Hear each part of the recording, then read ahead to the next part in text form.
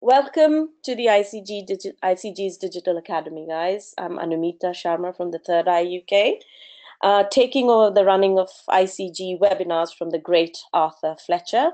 This is my first webinar for the ICG, so please bear with me if there's any technical glitches. Also, I have the lurgy, so if I have a coughing fit, I will hand over to Lucy to run the webinar. This webinar is on GDPR and data security. As we've all heard, GDPR is in the news for breaches for Facebook and Cambridge Analytica. There's a lot of scaremongering, and Lucidica aim to remove this scaremongering. As market researchers, we collect, store, and send data every day. And in this webinar, we'll focus on how this will change, what we can do, how it will affect marketing and sales, how it will affect data collection, and how it will affect how we use technology. ICG, for those who don't know, is what I think of it is like a large company of expert research entrepreneurs. That's what I look at ICG, and that's how I've been working with the ICG members so far. Many of us work together regularly to provide clients and bigger agencies with the expert team who provide the best solution for their marketing needs. At last count, we were 407 expert researchers who were members of the ICG. Do join us if you're not a member and you fit our criteria. You won't find a more supportive group of researchers anywhere else. Suppliers of research services get to advertise with our members at a reasonable price, 75 at last count. Do advertise with us or sponsor our webinar. The sponsors of this webinar are Babel Research, who are based in the Midlands, and they would like us to show this short video. So here you go.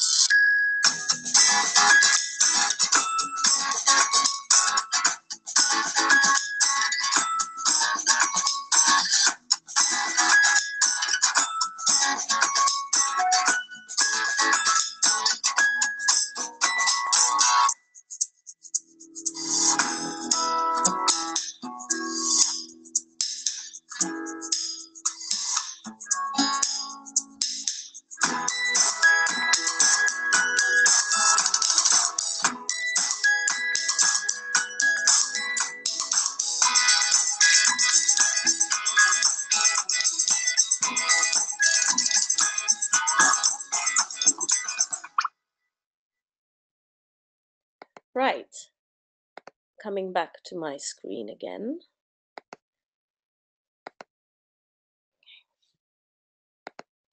For those who are not aware, or if you're new here, we do provide a CPD certificate if you watch this video. So if you do want a certificate, please ask for it at the end of the session. Send the email to cpd@theicg.co.uk.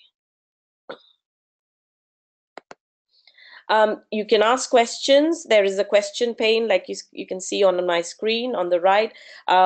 If you write up the questions there, we have already got a few questions via email, and then I'll ask it at the end of the session. Hopefully we'll have enough time, because I want to give Yugansh and Emma enough time, because we have a lot to cover. Okay, introducing our lovely presenters, Yugansh and Emma from Lucidica. Emma is a marketing and web manager for Lucidica. She started studying GDPR at the beginning of 2017. She is certified in the Institute of Digital Marketing. Yugansh is an IT engineer. He is certified in the GDPR Foundation. And now I will hand over the screen to Yugansh and Emma. And let me get to you.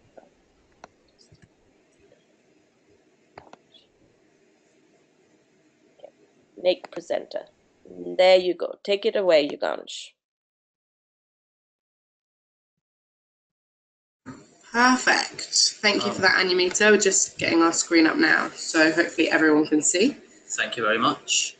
So, hi everyone, my name is Yugansh. As Anumita mentioned, I'm an IT engineer at Lucidica.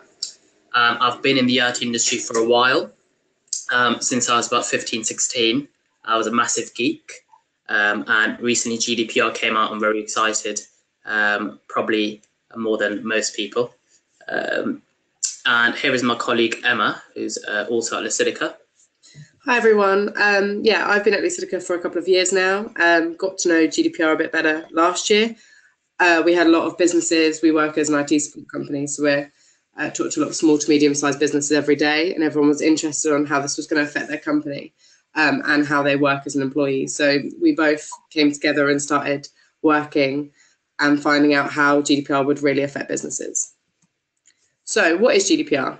GDPR stands for General Data Protection Regulation. The data it includes really is personal identifiable information. We're going to talk a little bit later about the difference between B2B and B2C businesses, but really it's anything that can relate back to a person. GDPR is made up of 99 articles. They're incredibly long articles. Anyone who wants to know a bit more can read it, but we kind of tend to recommend the ICO's website as a more digestible resource. So here's the link for the ICO's website. It's the Information Commissioner's Office. It's a non-departmental sort of public organisation who regulate GDPR within the UK. It's an excellent resource. So I'd highly recommend you checking out that website if you haven't already. There are certain forms you can fill out, especially if you're a small organisation and you want to find out exactly where you lie. It's very easy to do and very useful to do on this website.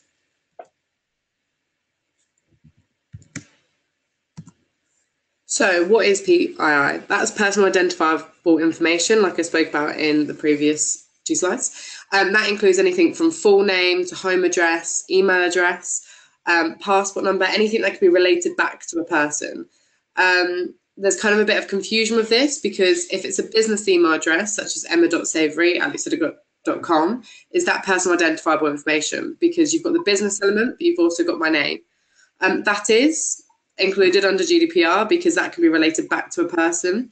But obviously, if this information is available online, that sort of thing is very low risk, but we'll talk about that slightly later. One thing to note in the slide is that there's an IP address at the bottom.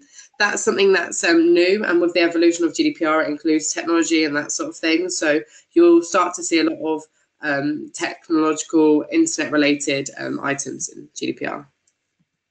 So this is the second set of data that they call the special category of data or sensitive data. And this is where EU say you have to be very careful with. And if you are collecting, in this list, you can see racial information, religious information, you have to have a very clear business reason as to why you're doing it. As you can imagine, in the past, you've had retailers collecting racial information which they don't perhaps need. Or if that information is being collected, it should probably be anonymized. So not against someone's name, but if your aim is to find out what kind of a race is living in a certain type of an area, you can obtain the information, but you don't have to store it on your database beside a name, so it can't be linked back to anyone. So this type of data generally will hold the high amount of fines as well with GDPR. So you would have heard of the fines which can go up to 20 million euros or 4% of your annual turnover. So in case of a massive organization breaching the regulation and leaking out racial data or collecting it without consent and that sort of thing, that's where they see the higher fines.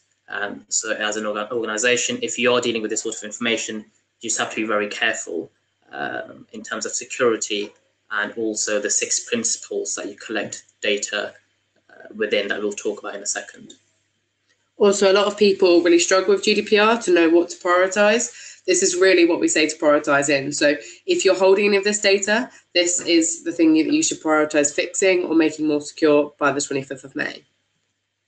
So like I spoke about in a couple of slides, it was what is the difference between B2B and B2C?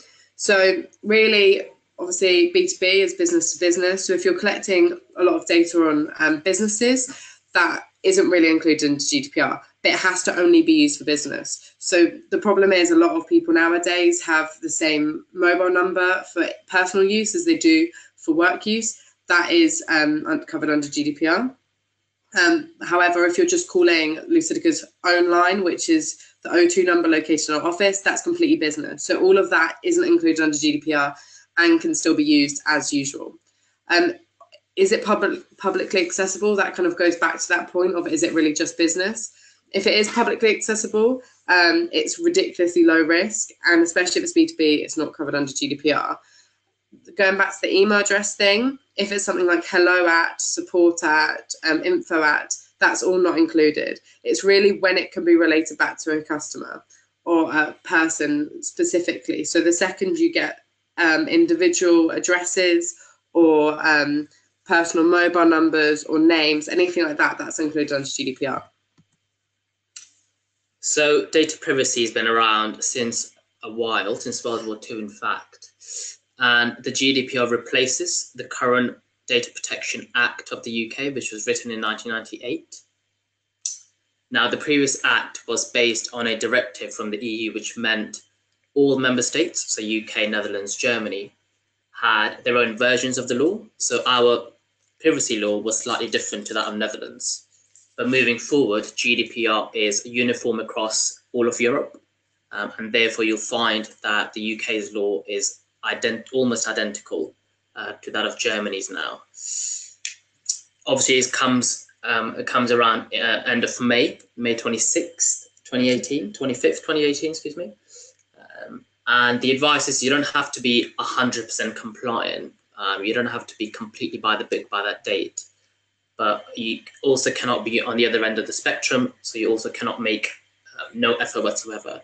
As long as you've trained your staff and you know what GDPR is and you've made at least some efforts in case you have any sensitive information that you're collecting and you have set in some policies and have started work, we suspect that's good enough to convince the ICO or anyone who's doing an audit.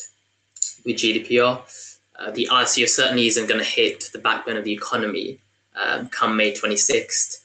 But again, the advice is do what you can, be aware of what the regulation is, and have in place a document or something like that that just clearly shows your understanding of GDPR, what you've done. You've attended webinars, you've done maybe some technical training around this. Everything like that needs to be documented. So a lot of people ask us what's the difference between how it is now and how it is going to be after the 25th of May. The reason this has been created, this new legislation, is, like Ugant said, to have cohesion through the EU. We'll talk about Brexit in a couple of slides. But before, there was a lot of variance between how we treated data to how some of our EU countries would, and that's just to get rid of all of that sort of difference. So everyone has to prioritise data protection.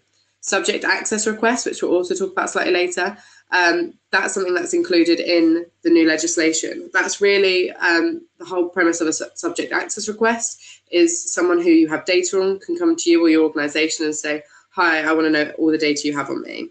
And that's not correspondence and that sort of thing. That really is just the personal identifiable information you've got on them, such as the phone number, the email address. Currently, you can charge to give them that information and you can take as long as you want. However, that's now changed, so you have 30 days to give them that information, and it has to be free of charge. Like I spoke about slightly earlier, PII has expanded, so it now includes online identifiers such as IP address. The financial penalties have increased. A lot of you probably have found out about GDPR from the 10 to 20 million euro fines. That's really just to give power behind the act. It's, at the moment, data protection, as you all have seen on the news, a lot of times that hasn't been taken seriously, especially in larger corporations, just because the cost of becoming compliant is actually more than the cost of risking it and then getting a fine. So this is just to get rid of that and to make people really care about data protection. And the Act in total is just to reflect the surge in technology. Obviously, when the Data Protection Act was created in 1998, the internet wasn't as big as it is now, and people weren't sharing as much data over the internet as they are. So with the emergence of email being the main way we transfer data, they really had to have a new legislation that reflected that. So like I spoke about earlier about Brexit, so they've really clearly said that the UK Data Protection Bill will mirror GDPR. So it's not the case of, oh, what's the point of becoming compliant because we'll leave the EU. If you become compliant now, this will just continue on. It may even include criminal liability. So they're even thinking of putting criminal liability on those organisations or individuals who really don't value data protection and they're sharing a lot of sensitive data and they're not doing anything to protect it. The only negative of Brexit with a lot of other laws is, as you'll find for this presentation, there's a lot of grey areas. These grey areas will be filled out in the coming months/years with case law. This obviously all needs to be recreated when we leave the EU. So that's kind of a negative, is the grey areas being clarified. So we just want to go through some quick terminology that you might hear with GDPR going forward. Data subject within GDPR is the general public, so whose data we're concerned with. It could be me, it could be you. A controller is most likely going to be a business.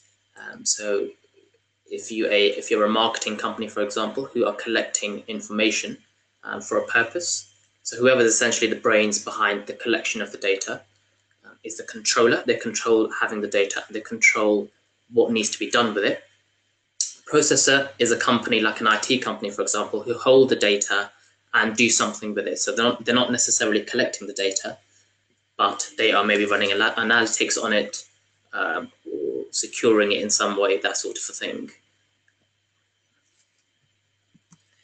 So the rights of the individual, you'll probably hear this spoken about quite a lot within the coming weeks/months.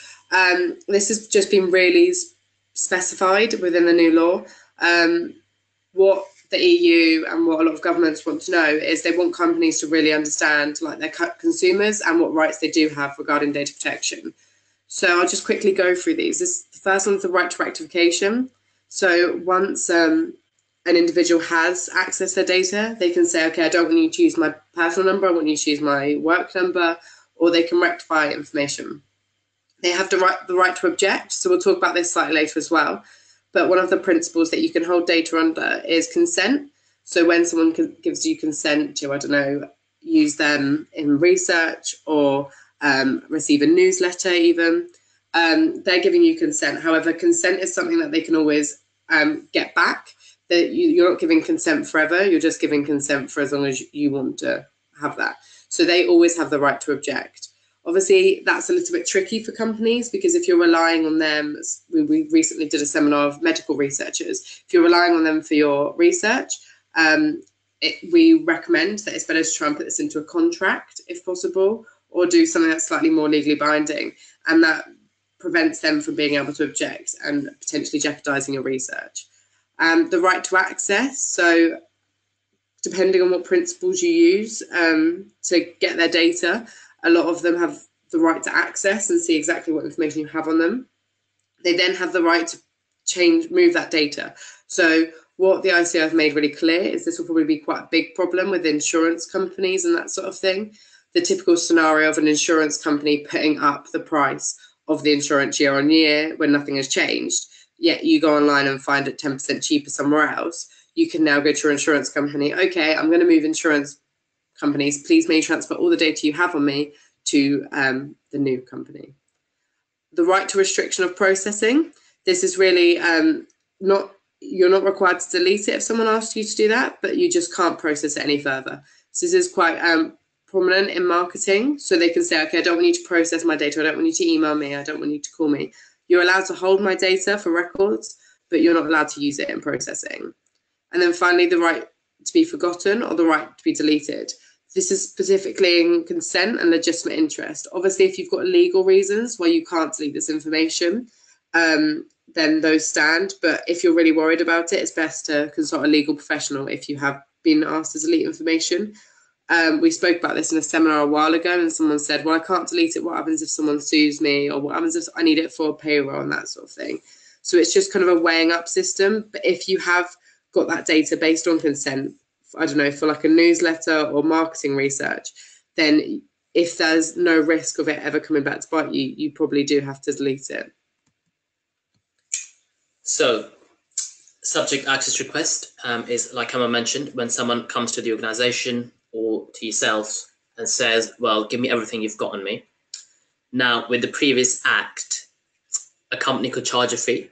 With GDPR, they cannot, so you have to give that information for free. And also with the previous act, there was a soft deadline, which wasn't always adhered to.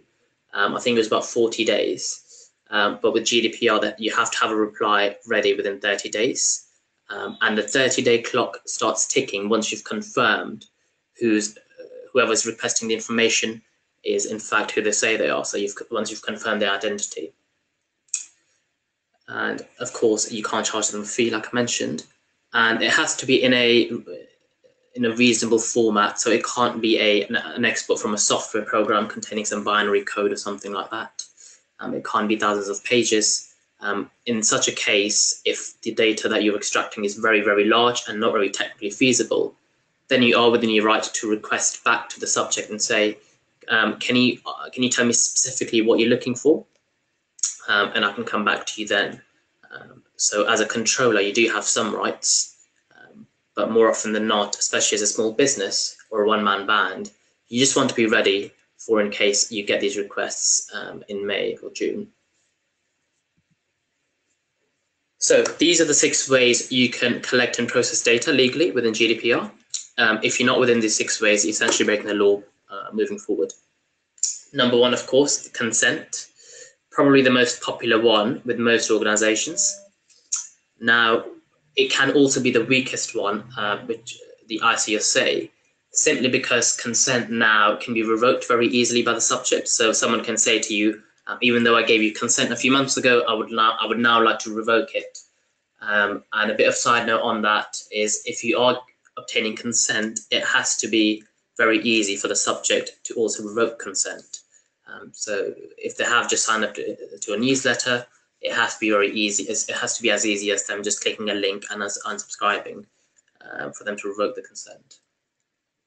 So ideally, you want to have something like a contract in place. So a very common example is, of course, an employee and employer contract.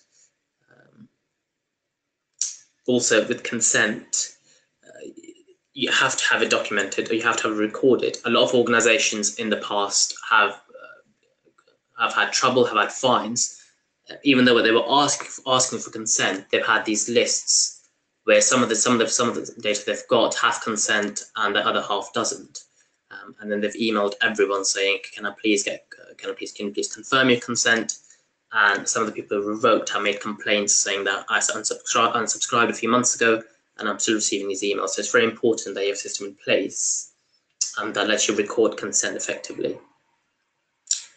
The third principle, which is a little bit vague, but also very helpful. So the ICO realized that you can't in every single instance ask people for consent, ask for contract and that sort of thing. But what you can do is, if you can demonstrate as a business you have a legitimate interest in obtaining that information and storing it and processing it, then you can, of course, collect that data without consent or a contract in place. They've come out and said direct marketing can be legitimate interest. So as long as it's ethical marketing, as long as you can show as a business, look, I'm a marketing company, I need to go on LinkedIn and collect this information, collect the names, email addresses, and I'm not collecting any sensitive information, then that should be pretty good, as long as you back that up with consent and something like that. And the final 3, public interest. So if you're an organization working for the interest of the public, like the police force or a science research organization, then you don't necessarily need consent or a contract. You know, it would be quite a world if the police force has to ask you for consent if they need to hold your details. We're not there just yet.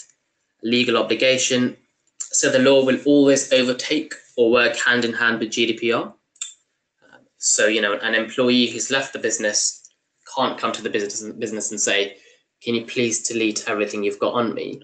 Because the business might have to follow corporate law and say, look, we are obliged to keep your information for this long under this law. A very common example is that of a bank. If you are to close an account with HSBC, for example, and you say to them the next day, if you can delete all my transactional logs, all my information you've got on me, then HSBC can refuse and say, we are obliged to keep this data for up to 7 years. And finally, vital interest, in case you're working on behalf or collecting data on behalf of someone else's interests, in their good interests. So if someone's ill, you're the next of kin and that sort of thing, you can, of course, collect and process data in that scenario. So why change? A lot of people have asked why for the sudden change, that sort of thing. The Financial Times published a newspaper last year, and the first page was how data was the new currency. It was the new oil. And the question really is, why is data the new oil? You're basically using other people's data to make a business, which is fine and it's viable, but you have to make sure that the person whose data you're using is aware of this. You'll see in the examples below, I don't know if any of you have heard about Ashley Madison. That was a case where Ashley Madison is a place where people can go online and have affairs. Their entire list of users was leaked. That was a targeted attack. Yeah, that obviously had detrimental effects on their users, but their fines were very minor. Equifax affected people's credit scores. It was a huge breach with incredibly sensitive data. However, their fines weren't anywhere near what they should have been because of the limits of the Data Protection Act. And Uber, they had a breach, yet they didn't tell anyone, they didn't tell any authorities, they didn't tell any of their data subjects about this because they were under no means to do so. So they dealt with it internally until their breach got leaked. And that meant that if anyone had the same passwords for Uber as they do for other accounts, which is very common, they couldn't do anything to protect themselves. So I believe that GDPR as a whole has put data issues to light, and it's meant that a lot of companies are having to care about them because of these fines, but in reality, they really should have been caring about them before. So I'm going to quickly look at marketing and how it affects marketing. So quickly, the current data climate. A lot of you will have heard of Facebook and the new Cambridge Analytica scandal. That is really the idea that everything you put on Facebook, Facebook owns, whether it's the messages you send or the statuses you put up or the pictures you have, everything is owned by Facebook. And the recent news development that I read in the past weeks were that even if you recorded a video or took a photo, but you didn't send it, you didn't save it yourselves, Facebook saves it. Google Home recently accidentally recorded everything and sent it as market research. That apparently is something that they should not have done, and it's always limited that Google Home and Amazon Alexa, Amazon Echo shouldn't ever record anything because that's someone's private space. Yet that's exactly what's happening. Wi-Fi, free Wi-Fi zones have been created to data scrape as much as possible from the users that are using them, and then making the money off selling that data. Donald Trump has shown, along with Facebook, how important data is to change the elections and politics and the world we live in as a whole. Tinder was recently put into the limelight because a journalist wants to write an article on how much information Tinder had on her, and they sent back 600 pages of who she went on dates with, who she liked, who she didn't like, and the chat-up line she used most frequently. All of which a lot of people assume is just deleted or just gets lost. However, this is the information you guys will know that's been researched and analysed. And Snapchat has created this whole idea of the right to be forgotten. So especially as consumers, we buy a product once and we expect that the company deletes us or doesn't use us, or at least is protecting the information we gave us. But a lot of times that is not the case. So how do you make your marketing compliant? So really, regardless of the role you play or the job you do, the main thing is to be really transparent with whoever you're collecting the data on, or the data subject, whether you're collecting it directly from the data subject or you're collecting it through someone else. It's really important to be really clear on what you're using the data for, how long you're using it, if it's sensitive or if you're anonymizing it. For the safety of yourselves and to help you as a market researcher as much as possible, if you can make anything anonymous or if you can suppress some data, so there's not as much data on one person in one place as possible. That's highly advised.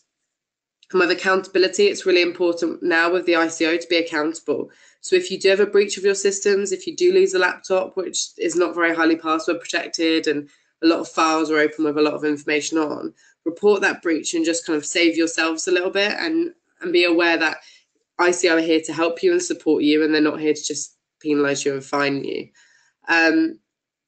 What's recommended, and obviously it depends the role you're in, but a data privacy notice, a document or something on a website, just simply saying how you treat data, how long you're using certain data for, and that sort of thing. What's a really easy way to minimize the risk is to stop over collecting. The data that you're using, do you need all of it? Do you need all the sensitive information in that, or are you just doing it because you can? If you can minimize the amount of data you're collecting yet still do the job that you need to do, that's highly recommended and a way to show that you're minimizing risk, taking data protection seriously. And like I spoke about earlier, the best way to start GDPR and to become compliant is to divide all the data you have into high-risk data and not high-risk data, and start from the top and work down. GDPR, obviously, I know is a big job, and especially if you've got a whole load of data on a lot of people and you're not 100% sure where it came from, get the ones that you're most concerned about first sorted, and then show that you've got an action plan for the rest of it. Consent, like Ganch spoke about. So if you're asking for consent, the consent needs to be really clear and really granular. So what's recommended is a double tick box verification. That's simply just so you can confirm that the person who's consenting is the person they say they are. So this is normally something as simple as you send a survey out or something like that. And then if someone says that they're consenting, they then get an email and they just have to click a link to confirm that that's them. That's just because, for example, on our website, we've got a newsletter sign up, which relies on consent. If I had enough time in the day, I could sit and singly sign up everyone on my mailing list and have recorded consent. However, there's no proof that the person who is signing up on my website is the person who is the data subject. You're not allowed any pre-ticks anymore. So you'll see a lot of companies that confuse you with the do not do, or tick here to not receive, tick here to receive. You're not allowed any of that. It just needs to be something you can clearly tick box with to receive consent. A big thing is renewing consent. So a lot of, if you're doing it for a project or if you're doing it for a short amount of time, you say how long you're needing that consent for. So you're getting them to agree to consent for 6 months, 2 years, 3 years. And then after that time's up, you can renew it. However, you have to renew it obviously before that consent has run out. Flybe really recently made a great example for us. They had a whole list of emails and they weren't sure where they got them from. They weren't sure if they had consent. So they just emailed them saying, hey, we're not quite sure where we've got your address from.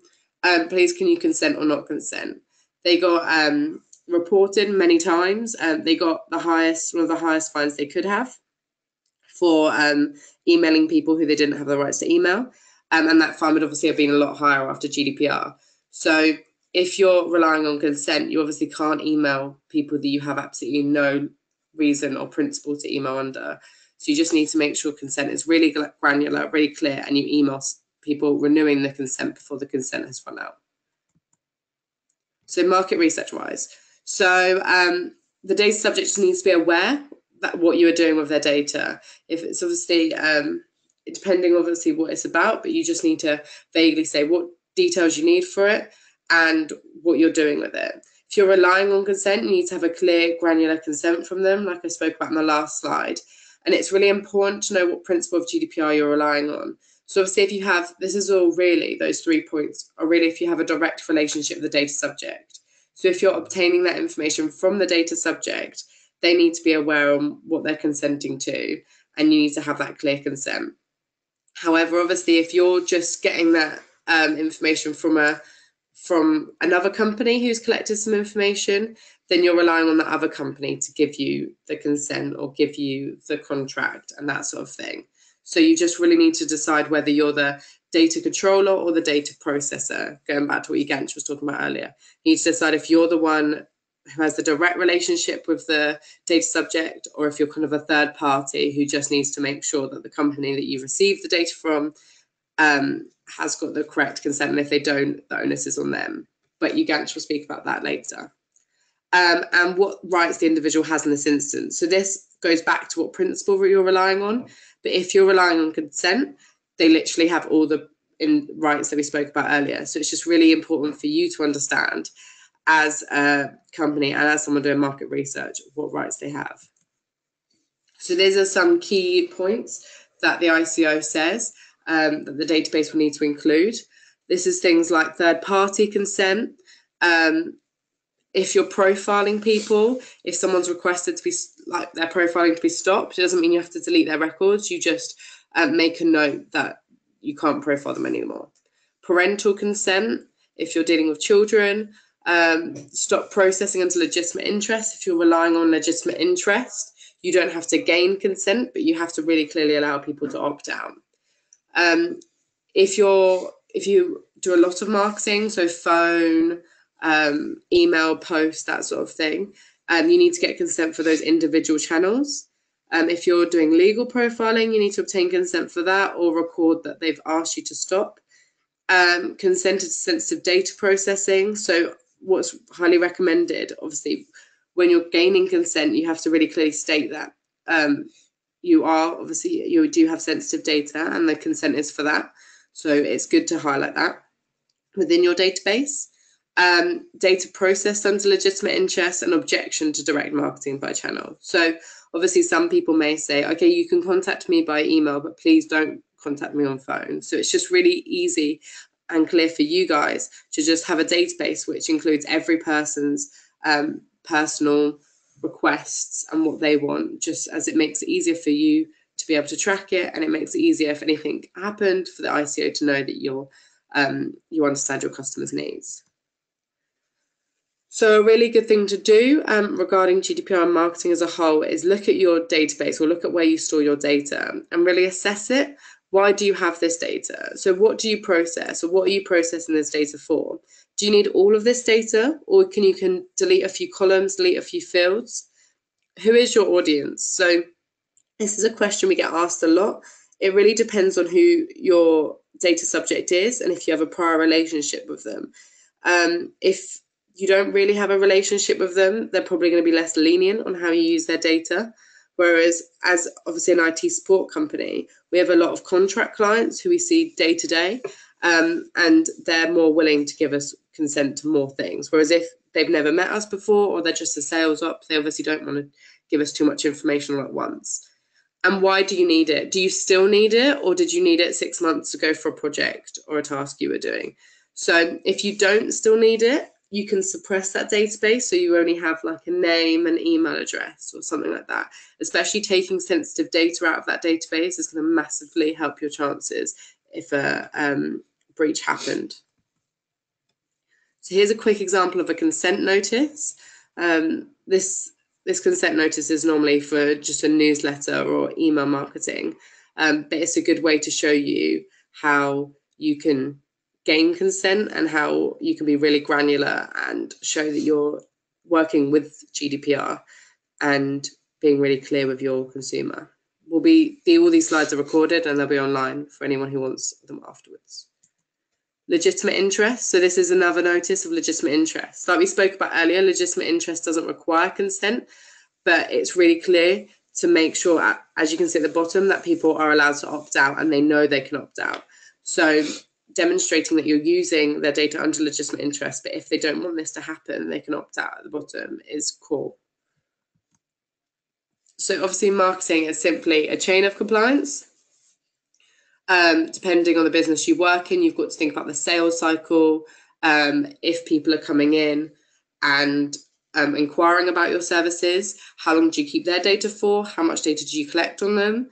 HR is a massive thing with employees. So how long do you keep an old employee's data for? How long do you keep a freelancer's data for? That sort of thing. What we highly recommend is segregating data, because the amount, so it's kind of a double-edged sword, but what you actually speak about later is having it in one centralized place. So that's a really important thing, because it means that you can find that data really easily. But on the same hand, having it in one centralized place, but also segregating those data into different databases or different spreadsheets within that centralized place is really important. So only having one copy of that database, but in a secure cloud system, is a really good way to know where your data is, but also not put all the risk in one spreadsheet.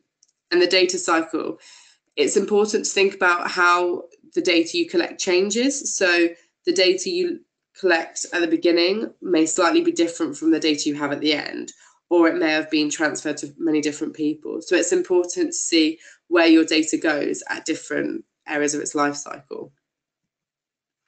So I'm of the opinion that I think it'll be a really good thing for marketing.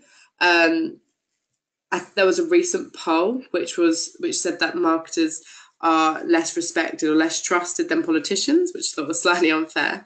But I'm really hoping that GDPR will mean that people take marketing a lot more seriously.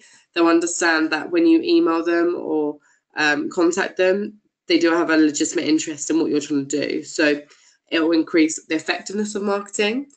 And 80% of consumers are more likely to buy of trust. So this as a whole will kind of get rid of all the rubbish in inboxes and that sort of thing, and make it a lot easier for people who do marketing to sort of channel their data and their message directly to people that are interested in their business. So that's kind of me and marketing wise. Obviously, if you've got any questions that aren't answered at the end, you can just email emma.savory@lucidica.com.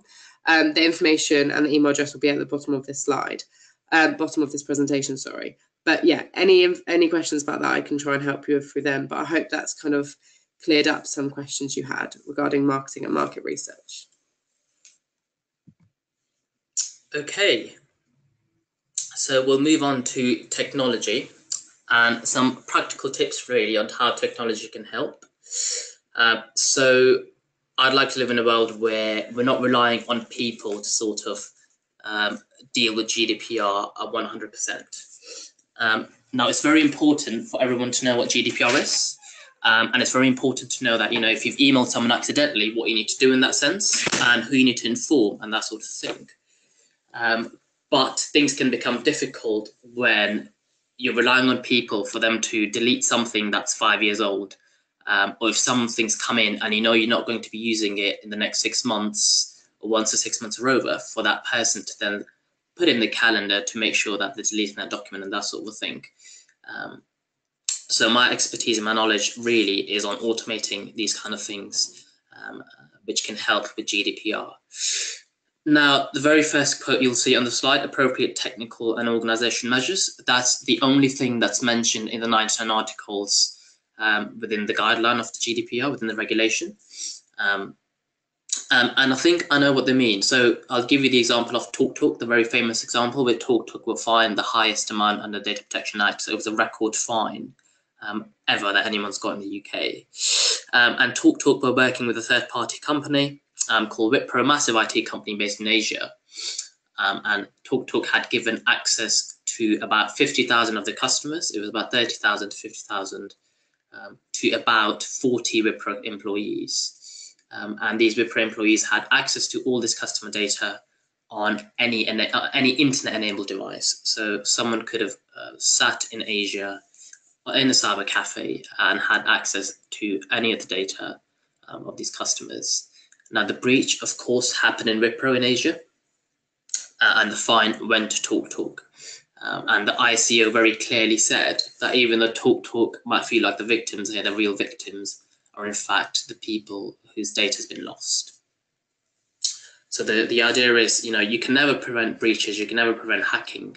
These things will evolve, but what you can do is not be completely negligent with your technology. Just making sure you're not running any legacy systems. There are things out there now that will let you send emails, and the person receiving the email will not be able to forward that email, and that sort of thing that I'll speak about in a second. So the very first place to start is have some sort of a data inventory. You know, if you're working in lots of Word documents or Excel sheets, I appreciate if you're one-man bands or small businesses, a lot of people will do that. But just think about moving into like a cloud CRM system or something like that. If nothing comes to mind, think about using SharePoint, which is a very good system. It comes for free if you have an Office 365 license. So if you're using that for email, then you are eligible to using SharePoint, and it's essentially just a web interface, very secure, that you can access from anywhere using a password. But it gives you that step, the very first step of putting all the data in one location, which, you know, if you have a subject access request and someone asks you where you're keeping the data, you probably don't want to go back to them and say, well, actually, it's being held on my memory sticks and that sort of thing. What you really want to say is it's being held on Microsoft servers in one central location that's protected by SSL, which is a secure website technology, or TLS, and that sort. And also it makes it easier for you, because as a business owner or as an employee, you know exactly where to look for that data. As you can imagine, it's a bit of a pain, and we don't want to be spending our time just looking for information on various sources, really. So definitely think about inventory. That's the #1 thing that the ICG recommend. So how some applications can help. Now, understandably, some of you might be using something like Dropbox, Google Drive, that sort of a thing. Now, just be aware and have a look on the suppliers' websites and see what they say about GDPR. So the link that you'll see there is, for example, Dropbox's notice on what they think about GDPR and how they're being compliant. And I mention this because at the moment, Dropbox are not GDPR compliant. That doesn't mean don't use them. In fact, you should. But idea is definitely have a look on the suppliers' pages and see what they say about compliance and what their objectives are, and how they're recommending you to use Dropbox and what their tips are. The red flag would be if you're working with a supplier that's not very well known and they've had nothing about GDPR, nothing on their website or anything like that. That's the problem, and that's where you want to be looking to move elsewhere. So again, if you're using something like Google Drive, just Google Drive GDPR, and something will come up, and they'll tell you. They'll most likely say that they aim to be compliant by May 2018. And of course, once the GDPR comes in, revisit that website and make sure that they have become compliant by that date. And if not, you have to look in. You have to make that decision of switching suppliers as soon as possible. Now, ideally, what you want to be avoiding is sending attachments via email, just by without encryption and that sort of thing. Now, password protecting Word documents, password protecting Excel documents, and that sort of thing isn't considered very secure, because the idea is whoever you're sending this document to, they have a physical copy of it. A digital copy of the document. They can forward it. And maybe 10 years down the line, if it's something sensitive, I'm sure and the encryption, the Office encryption will be hacked, and people will know how to get into the document. So if you have something sensitive like ration information or payroll information that you're sending out and it gets breached, and you're a medium-sized organization, then the ICO can definitely come in. And if you tell them, well, this is what I've been doing, and I've been password protecting documents, then they are within the rights to say that's not good enough. And they can impose you with a fine. So use something like Dropbox, use a cloud sharing service, simply because what you can do and what you want to be doing is not sending data through your own servers really in this environment. You want to be using the big boys, you want to be using Dropbox and Office 365 and that sort of thing, because they know what they're doing with the servers. Of course, they've spent millions, billions on the technology. But what that means for you is that the data will always pass through them, and you can set up links for your suppliers or people who you're working with and say, okay, here's a link, here's a file I want to share with you, and you can email them the link as opposed to emailing them an attachment, because you can have control over the link. So you can say, make this link expire in a few months and limit this link to a few selected people only. As you can imagine, by default within Outlook or Gmail or Yahoo Mail, you can't really do that. So you don't really have the option to say, I'm forwarding this link to Emma or Lucidica.com. Emma can very easily just forward that document on somewhere else. Whereas with Dropbox, if she forwards that link to someone else, then they have to be signed in with Emma's account. And of course, they can't do that unless Emma's given them the password. And the top screenshot just shows you a bit of accounting. So you have some sort of record, not the greatest in the world, but as a small business, it's good enough to demonstrate compliance and say, look, we know this document got breached, and we can see that this person was the last person to open the document and had permissions to it. Again, very difficult to do if you're just sending attachments. Now, Microsoft have come out and said they are GDPR compliant. Massive organization. They've always been into the ISO 27001 compliance and that sort of thing, so it's not a surprise. But they've also come out and said something very important, in that no one piece of technology can make you compliant. It is a team effort, and I agree with them. But if you use something that I'm going to describe now, I see it very difficult for you to get fined. Even if there's a breach and you can demonstrate to the ICO or an auditor and you can say, look, this is what we've been using, I just don't see the fines happening in this case. So the product or the license I'm talking about is called the Enterprise Mobility Suite. Now, for those of you who've heard of Office 365 or even use it, and for those of you who don't, 365 basically gives you a licensing option, so that you can say, I've got a business of 3 people, and you pay a monthly fee for 3 people. So if you just want email, you pay what's called an essential license, and it's about £5 per person per month. And with the license, you can log on to office.com, log on to your emails and that sort of thing. Now, EMS, the Enterprise Mobility Suite, is just a license. It starts, in fact, you can get it up and running for about £7 a month per user. It's been around for a while. It's been around since 2008, in fact. And, small businesses have never really invested in it, because to get this started, you need about 3 to 4 servers, 2 to 4 servers, excuse me. And it's just not feasible for a small business. Whereas now you can lease the service of Microsoft servers. Now, I haven't seen a Google version of this just yet. I'm sure they'll come out with something. But the Enterprise Mobility Suite is definitely the way to go. It's definitely what clients have been using. And what it does is this. Once it's set up, once someone set it up for you, you go into a document and you can say, I want to restrict access. So you can see from the screenshot, it's just a Word document I've got open. And from the same wizard that you go about saving a file, so you go File, Save. If you go on Info, you've got the option to restrict access. And you can say, for example, if I'm sending this out, I can mark this as Lucidica confidential. So no one in my organization will be able to send this document out unless I change that label on it. And that's what these are called. These are called labels. Restricted access, whoever you send it to, can't forward, can't copy, can't paste, and that sort of thing to that email or the attachment. Very helpful if you are sending passwords in email. A lot of small businesses, I know for a fact, send payroll information passwords in plain text. At the moment, it's not good enough if you're not using any encryption whatsoever. But with something like this, all you do is go in the email and you select an option that says do not forward, and the person you send it to has to then sign into an office.com account, which they can set up for free. But they can't just read the email just like that, so there's encryption involved. And it's as if you have control over that email or that document from where you're sitting.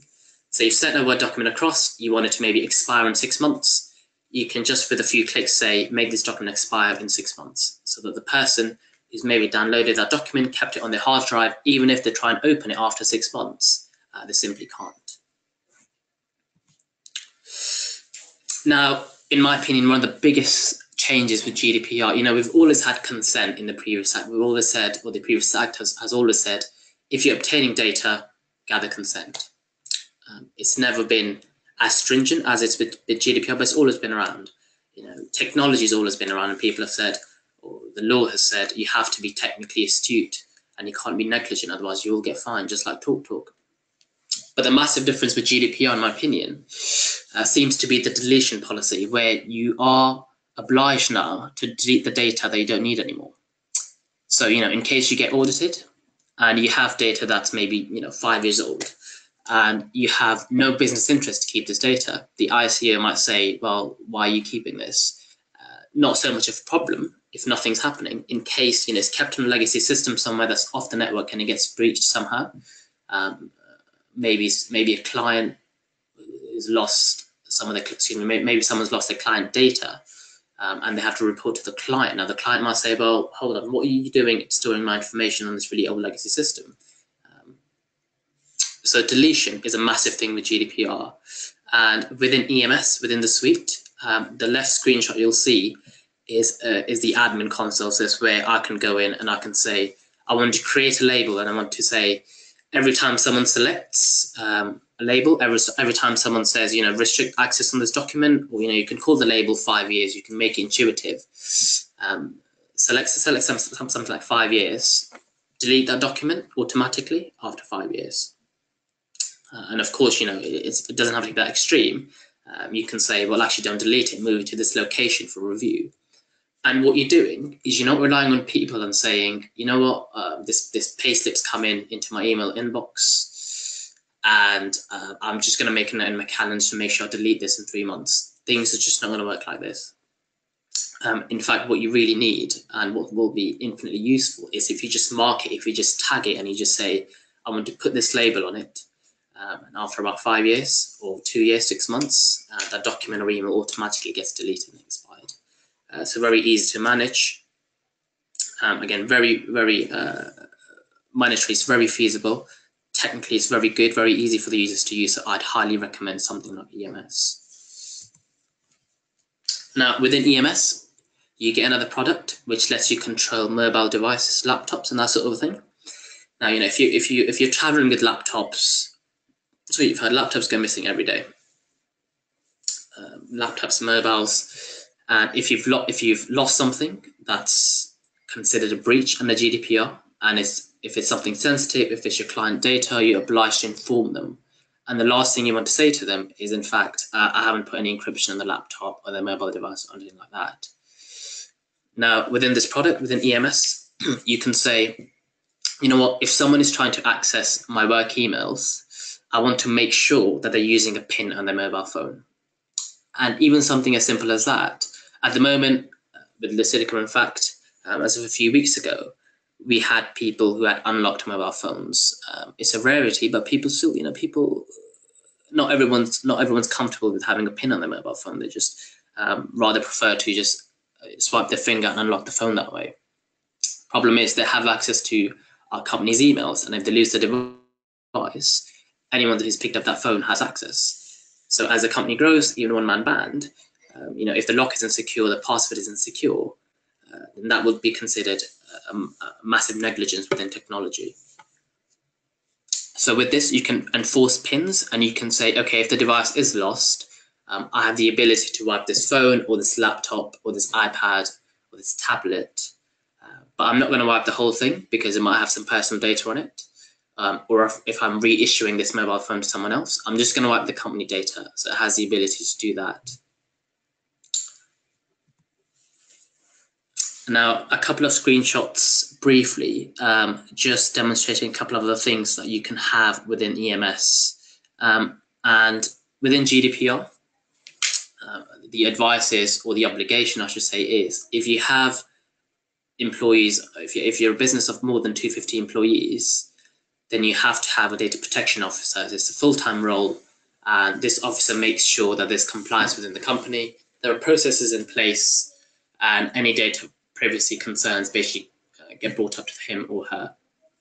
Now, it might be very difficult for this person to just sit there and just proactively or reactively go on people's computers and make sure they're doing, or what work they're doing is within compliance. Especially, you know, if they're sending emails and that sort of thing.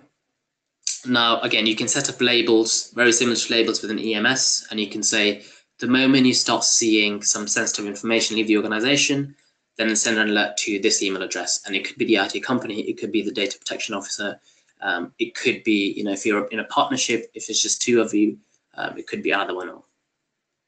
So again, something very useful. And all these things, you know, they're not necessarily saying, we will stop everything.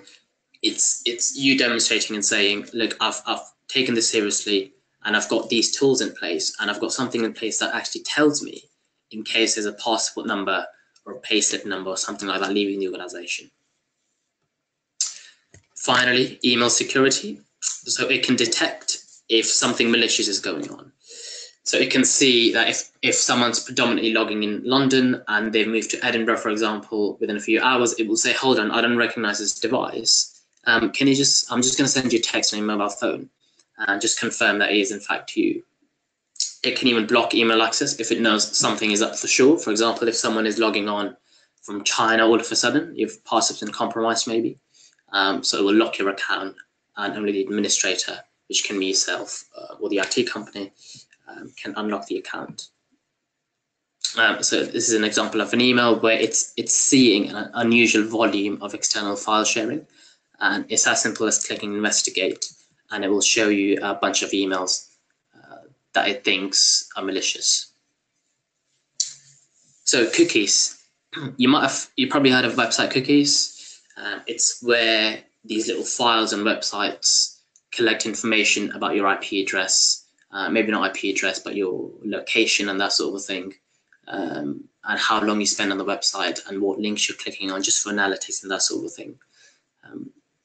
Now the problem becomes, not all cookies, I would say at least 30 to 40% of the cookies collect IP addresses, which is now within GDPR. So cookies can in fact be personal identifiable information. And in the past, as I'm sure you've noticed when you go on certain websites, you get a notice that says this website is using cookies, and click here to allow or click here to disallow. And some of the websites out there, or most of them in fact, just use the cookie straight away. Even if they're showing you the notice, they are still in fact using the cookie until you opt out. So with GDPR, it just makes it very clear that you can only use the cookie to track anything or any analytics once someone's consented. So a consent has to very clearly say something like, this website uses cookies to enhance your use of the website, and this is what we collect and this is what we do. Please click here to consent, and only then can you bring cookies into play. So a final slide on technology, just some general security considerations. It's not all about email, it's not all about systems on the web and that sort of thing. First of all, laptops and desktops. If you are in the future going to buy something like this, make sure you can encrypt it. And to be able to do that, you want to use something called BitLocker within Windows, and that requires a TPM chip. Now, a lot of the new laptops, especially business laptops, business computers, come with it installed, but it's a good idea to look out for this. Just make sure it's got the TPM chip. If you're writing a computer policy or a GDPR policy, data protection policy, is a good idea to put this in action. Because it prevents things like if the laptop's been breached or stolen, it prevents the attacker from just putting up the hard drive, plugging it into a different machine, because it will be encrypted. It's very, very difficult for them to do so. Using a password manager. Now, passwords are, of course, the number one way things get breached. Very, very easy for someone to set a non-secure password. Whereas if you're using something like a password manager, all you have to do is remember one password. And I know I was personally reluctant to use these up until now. I started using one 6 months ago called Dashlane. And as an IT support company, we of course use one as well. And they make life a lot easier. You just remember one password. You download these applications off the cloud. So you log on to dashlane.com, for example, you download the app, or just log onto the website with your master password that you can remember. That's very secure. And you have your whole list of passwords in that database. Again, using any supplier, using something like Dashlane or any password manager, just see what they say on GDPR compliance. Even something like iCloud. So if your passwords are being shared there and you are using your iPhone for business information that contains PII and it's being automatically backed up to the cloud, you have to be very careful. In fact, you want to segregate that and you want to say only back up my personal information on iCloud. If you've got emails or something like that on the iPhone, then you want to be using something like EMS that can control that better. So any backup that needs to be done is done on a business server or Microsoft Office 365 server as opposed to iCloud. If you have a server, or if you somehow access your systems from a remote location, like or whatever you're using, just make sure you get an audit done of that. because the most common way that people access a server in a small business environment is something called remote desktop. So you just open up the app, type in the computer name or the server name, and you're logged in as if you were sitting right next to it. Now, the problem with that is that that technology is prone to ransomware, where a Trojan comes into your machine or the system that you're using because of the vulnerability, and it can encrypt all your files, which is then considered data loss because you have to pay a ransom, and it's not always guaranteed that you can get the ransom. Once you pay the ransom, that you can get to decrypt all your files and that sort of thing. So just make sure you get an audit done for that. If you are using a VPN, make sure it's SSL VPN or IPsec VPN. Again, just drop me a line if you're unsure, and I can advise you on that. Finally, if you're a business or if you're a home user, if you're a one-man band, just make sure that the router you're using, ideally, you don't want it to be an ISP router. So you don't want it to be a TalkTalk or a BT Hub, Sky Hub, that sort of thing. Just because these routers are complementary, so you can still have your internet without the routers. And because they're complementary, they're meant to be for home use, which means they're not the most secure routers in the world. It's not very difficult for me to get into a Sky router, for example, especially if I'm within the Wi-Fi range. And more importantly, these routers have certain rules predefined, so they can say, you know what, I'm going to assume my customer is going to use this remote access, so I'm going to leave this port open.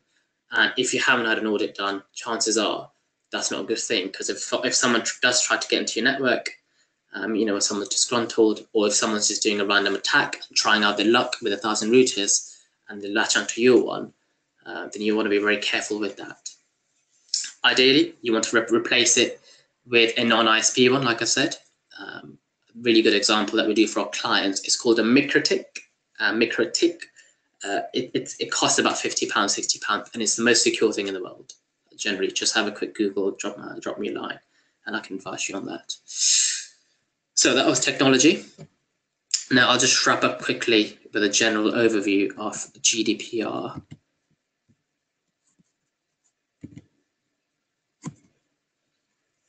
Okay, so third-party suppliers. Just to sum up, if you have to be basically completely transparent with your client where the data is being held. So if you hire an IT company and the company is doing backups for you, they're logging onto your machine, supporting you, and that sort of thing, just be very careful that you have an agreement in place with this IT company, and you say, okay, we don't want you to store any data. In case any data is transferred to you, we want to delete it within 3 months, that sort of a thing. And of course, just let the data subject know as well where the data is being held. So have a look on your phone. If you think any business data you've got is on iCloud, then you have to be very transparent in the contract that you've got with them. If you think it's being automatically uploaded to Dropbox and that sort of thing, you have to include that in the contract. So all comes back to the point of data inventory. Have your data centralized so it's managed in a much effective manner. But with this contract with a third supplier, of course, you can't really have a contract with Microsoft and that sort of thing. You'll be dealing with a party in the middle. But if you're dealing with a smaller supplier, maybe a business partner, then make sure it's very granular. So you should include the length of time, of course, that the data can be held by them, exactly what data is being transferred and for what purpose. So if you send off some data and say, okay, well, I want you to run trends on this data and tell me what my next marketing campaign should be. So within the contract, you have to specify, I'm going to be transferring your full names, email addresses, IP addresses, and presuming you have consent for everything. And the only thing as a marketing company you can do is just fulfill this task. You can't, of course, contact the data subjects yourselves as a third company. So just put that in the contract. And any liabilities or any breach timings as well. So just make it very clear, as a third supplier, if a breach happens on your side, then you will be liable for any fines that we incur as a result of that. So in TalkTalk's example, TalkTalk were fined and Wipro weren't, because TalkTalk were the data controllers. They were the ones who were collecting the data. Very unfair in my opinion, but now with GDPR, it's down the chain, which is why with suppliers, with people you're working with, you have to be very careful when transferring PII. So again, a contract is a must. Just if you've got contracts in place already, it's a good idea to renew that contract with the GDPR clause. Data protection officer, like I mentioned, if you are a business of more than 250 employees, you're obliged to have one. If not, it's a good idea to, even if you're a one-man band or to a partnership, it's a good idea to have someone responsible for data privacy, or to demonstrate that someone is taking the lead on it, simply because there needs to be some sort of a contact for data privacy as a business on your privacy policy on your website. So you have to put someone's direct contact. And if customers want to ask you a question about how the data is being used within GDPR, the obligation is that they have to have a direct email address or a phone number. It can't just be a generic email address that no one monitors and that sort of thing. So in case there is a breach, you have to notify the ICO and you have to notify the subjects. And you might have, I receive almost on a daily basis now, I receive emails from First Great Western, MyFitnessPal, where some of the data has been leaked. It's just first names and email addresses. But still, it's a good practice to let them know that, look, we've lost this data. eBay was breached in 2014, and they got breached. And they didn't know that the perpetrators were in the system for at least 200 odd days. Same with Uber. Uber informed everyone after months because they tried to cover it up. Now the problem is, if passwords were breached, even if they're encrypted, once you take them offline, the technology that's being used to encrypt them doesn't change. So a hack or an exploit can be made available in 6 months' time, and all these passwords can be unencrypted. If a big company like Uber doesn't inform us, and chances are, speaking in a pragmatic way, we're using the same password for everything, that could be a massive, massive thing, which is why you ought to be informing the subjects as soon as it happens, and advising them of course, what you've changed and how you can prevent this thing from happening in the future, and what steps they should take, so resetting their passwords and that sort of thing. Just an example of, in case there is a breach and you need to write to a data subject.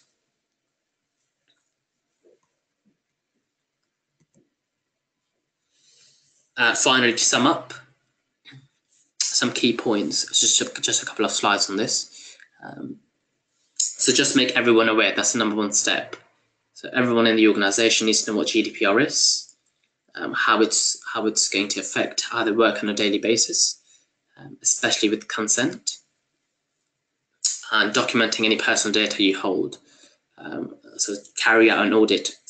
It sounds very simple, but it's very effective for a small business to send around a spreadsheet that has a few columns that says the type of data, what it's been processed for, who it's been processed by, so that every single employee in the company can fill out this spreadsheet. They've put pen to paper, and once you put pen to paper, you come up with things that you may not have thought of before. And that just shows compliance, because every single employee in the company has thought of data privacy because they filled out the spreadsheet, putting you in a very good position.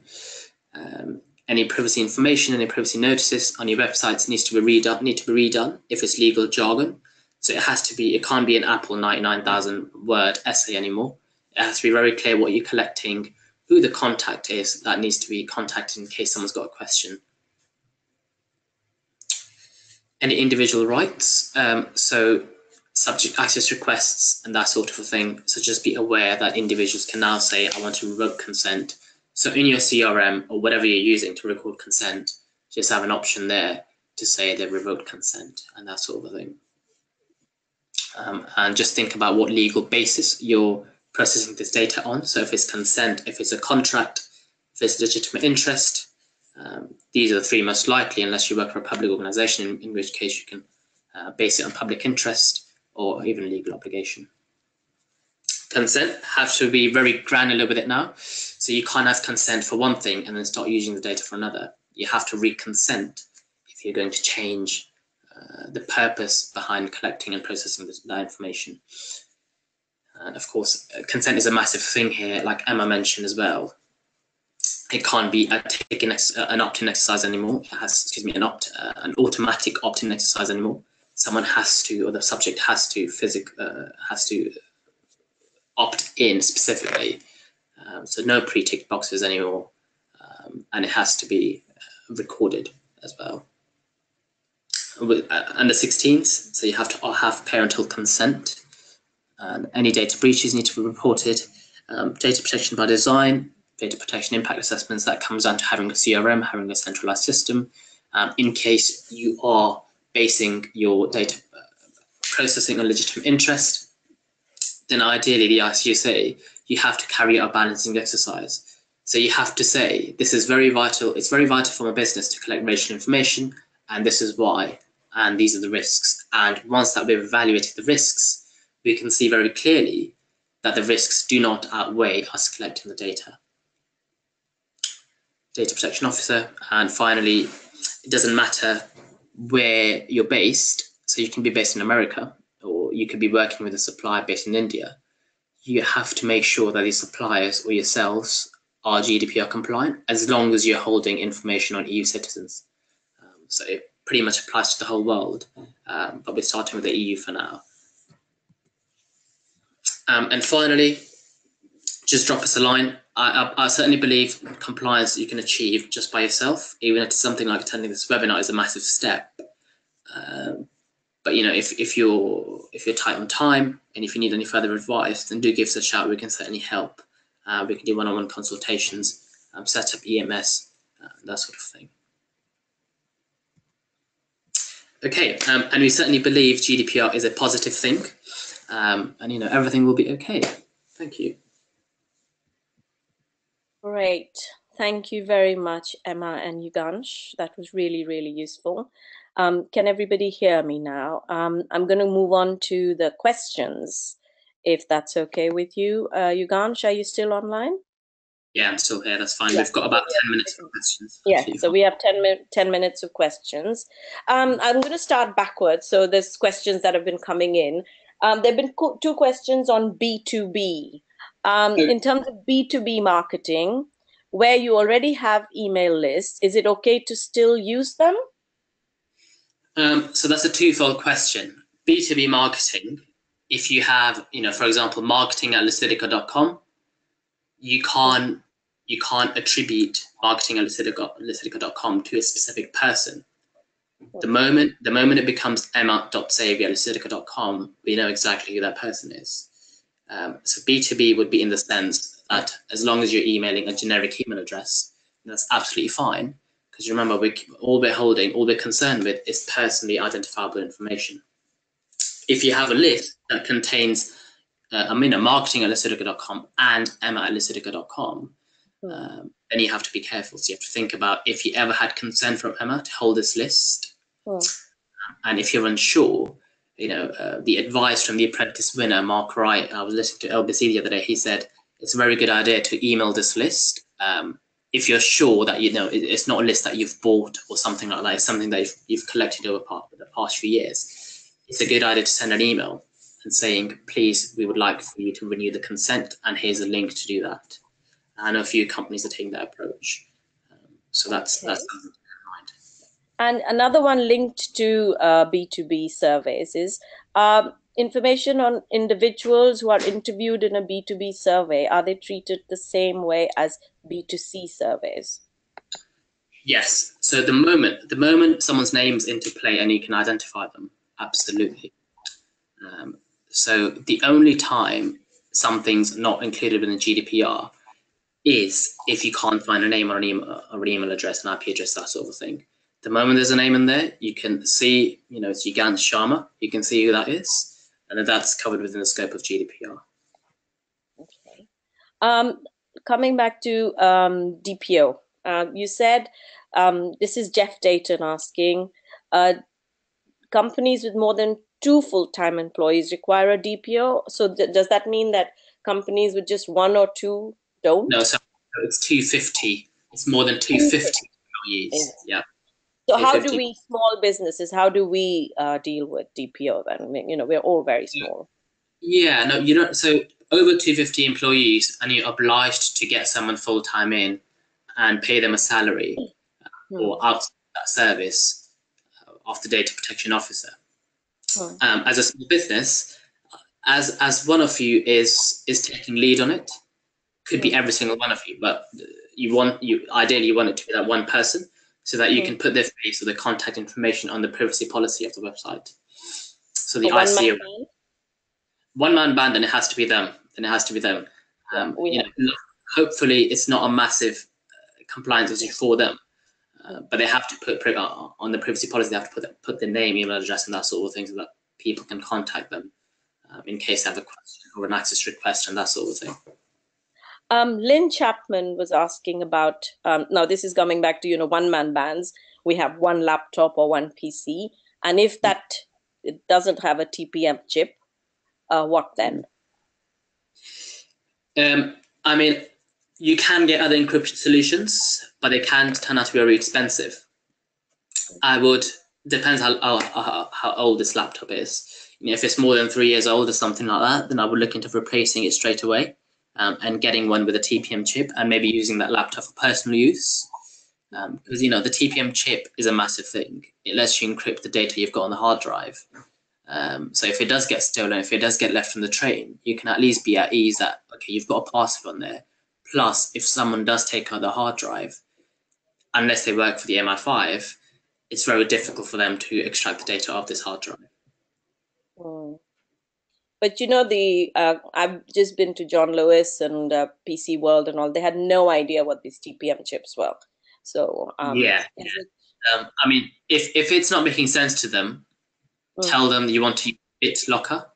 That's the actual BitLocker. That's the actual thing on Windows. That's the actual technology that you want to use. But I appreciate that it's definitely something that they should. So if you go to like the business division of Currys or something like that, or speak to an IT specialist there, then they should know what a TPM chip is. If not, not a fear for the industry. Lynn also, it's talked about she's using Carbonite for backup. Is that okay? So again, using something for backup, essentially using a third party to store data. Google Carbonite GDPR and see what it says on there. I would imagine, and this is according to the research and just common sense, that most large organizations, most backup organizations, even Dropbox, that can be used for backup, they've all put up a GDPR page. And then as long as they say on that page how they're compliant, and if they are compliant, then it's all good, it's all fine. Once we've established that, the only thing we want to do is we want to inform the subjects, either by way of the contract or whatever we're doing, is we want to say, this data is being held in London on my laptop, blah, blah, blah, which is secure via a TPM chip encryption, and it's also being held for offsite backup with Carbonite, who are GDPR compliant. Then Claire Smith is asking, do we have to delete historical data under new GDPR, or does it only apply to data collected from 25th May? It's a very good question. So the idea is you shouldn't hold data that you don't need anymore. Simple as that. So in case an auditor comes in and he looks at your systems and says, well, why are you holding this business's information and personal contacts if the contract terminated a year ago? Maybe not a year ago, 3 years ago. As you can imagine, a lot of small businesses do hold this sort of data. Idea is just in case we need to contact them, or they contact us again.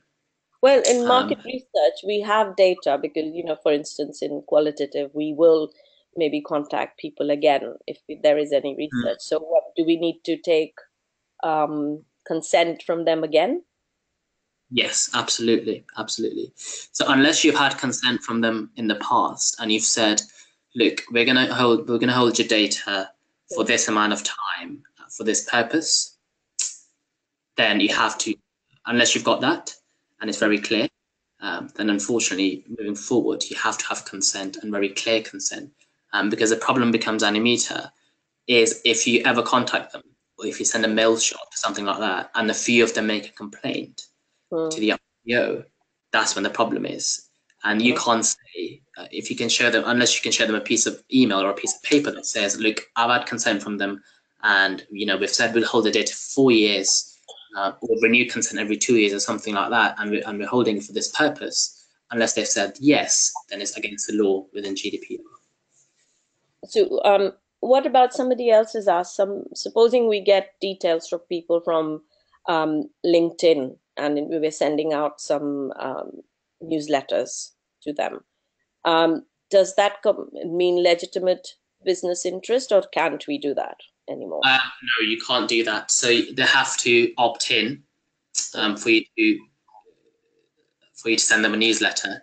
But what you can do in legitimate interest is you can, if you've never contacted them before, so if you want to contact me on LinkedIn, you can send me an email and you can say, obviously word it better than I would say it, but you would just say something like, can we please, I'm contacting you for this purpose. I hope to have a business relationship with you, blah, blah, blah, blah. Are you able to consent for me to keep your details on file and also consent to a newsletter and that sort of thing? Okay. Somebody else is talking about, this is Sarah Mole asking about EMS, and is this Mac compatible, or does Mac have its own version? Yeah, it is. So EMS works with all platforms. So you can get Office for Mac as long as you've got Microsoft Office. It's compatible. It works. Does the Apple have its own version of EMS? No, so EMS works across all devices. So it works. In a way, it does have a version with Mac, but it's seamless. So it's the same thing that it's got with Windows, basically. Okay. Dropbox are talking about that they're working towards GDPR, but they don't mention that there is a difference between the free and the paid for version. So can the free version, would that also need to be GDPR compliant in the future? It would be, yes, correct. But the idea would be, if Dropbox have come out and said they're GDPR compliant, I would imagine it's across all products. If not, they will have to make the distinction and say, I'll find it very difficult if they say the free version isn't GDPR compliant, because then they lose that market. If someone Dropbox is GDPR compliant, they're not going to be competing in Europe anymore. But just have a look on the website anyway, see how they say you should use it. I can probably take maybe 2 quick questions or one final question. There's Andy Tune asking, what about publicly available data like electoral roll? Are they going to do something for GDPR there? So in what sense? Can we use that? People use it, so. Again, no, not really, unfortunately. You can certainly contact them if they're in the area and say, look, we're offering this service. If you're interested, please consent here, or something like that. Okay, so you still have to get consent. Yeah, because in that instance, you can use legitimate interest. You can say they're local to me and they might be interested in my service, so I'm going to ask for permission. But you certainly can't send all of these people a mail shot because you have no consent from them. Okay. And then Steve Connell is asking, if somebody refuses to take part in an interview or does not reply to a telephone call and interview, inviting them to participate, can this information be kept, analyzed, and passed on? Because sometimes we can say, this person didn't participate, even though we have their name on a list. So you have to think about what the reason is as to why you would want to do that. But no, because the person hasn't given you consent for you to hold their name, email address, I would say no. Again, unless you want to send them an email and back it up with consent and say, please click here for us to hold your details and your record. Unless they do that, no, you can't, unfortunately, hold their details like that. And last question from Claire Smith. Does PII also include photos and videos of research respondents? PII includes photos and videos because you can identify someone by their face or in the video. Of research respondents, I'm not completely sure what that means, but if it's for research purposes, for example, again, it comes down to consent. If they've consented to you and said you can hold my photos and videos for this amount of time for this purpose, then absolutely you can hold it. If not, then you have to have granular consent from them before you do that. Okay. Now I'm going to, that is it. Thank you very much. That was very kind of Emma and Yugansh. And if you have any questions, they have sent their emails, and otherwise you can send their questions to me and I can forward it to them as well. Okay, thank you. And the next webinar will be, the date and time will be confirmed at a later date. Thank you, everyone.